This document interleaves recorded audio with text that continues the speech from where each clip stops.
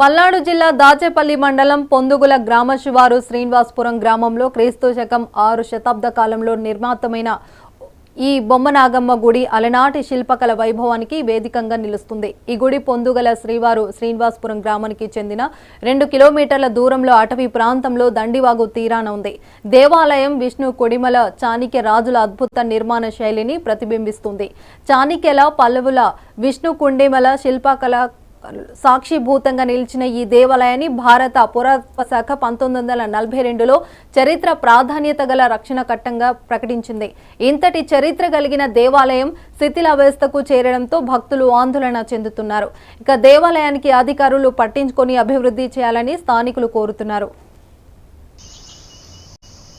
ఎంతో ధన సంపద కలిగిన ఆ ప్రాంతంలో ఉన్న ధనాన్నంతని అనేక మంది ముస్కరులు దోసుకొని పోయారు।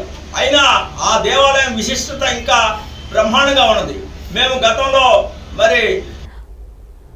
నాగమ్మ టెంపుల్, బొగ్గరామ టెంపుల్ ఈ రెండింటికి చారిత్రక ప్రదేశాలని వీటికి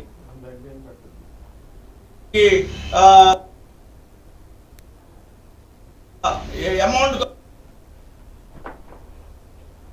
డబ్బుల కోసం మేము ప్రయత్నించగా నాయకురాల నాగమ్మకి 25 లక్షలు, దానికి బొగ్గరామ టెంపుల్కి 50 లక్షలు రావడం జరిగింది।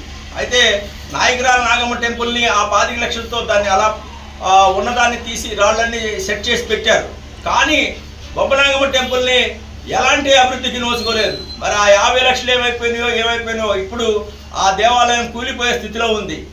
పల్నాడులో ఉన్న హిందూ సోదరులు అన్ని ఈ మన పల్నాడు ప్రాంత విశిష్టతని కోల్పోయే ప్రమాదం ఉంది। కాబట్టి ఇప్పటికైనా మేల్కొని అందరూ కలిసి ఆ దేవాలయాన్ని పునర్నిర్మాణం చేసి ఆలోచన చేయాలి।